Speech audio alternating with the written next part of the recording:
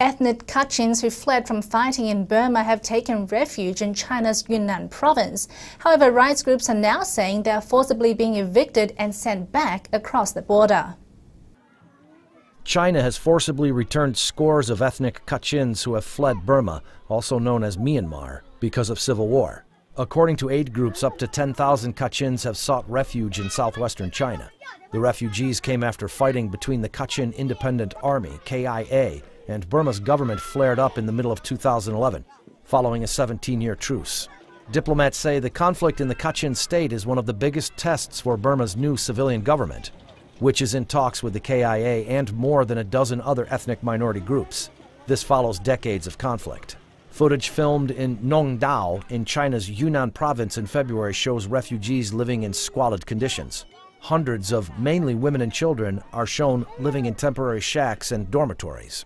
Chinese authorities forcibly returned at least 1,000 Kachin refugees to Burma's northernmost Kachin state in mid-August, and plans to deport another 4,000 refugees to Burma imminently. Ah Khan, a worker from the Kachin Peace Network, an advocacy group for Kachin people based in Burma, said 2 of 4 camps near the border were being evicted. It's a lie. They're moving the refugees by force.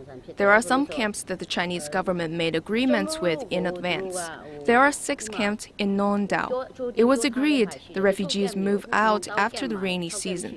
For some camps, it's not convenient to move in the rainy season. So the Chinese authorities let them stay and agreed to let them move after the rain.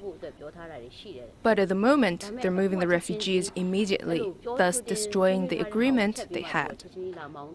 Ah Khan added the Chinese authorities do not allow the refugees to take pictures of the destruction of their camps, and they were not allowed to even use their mobile phones.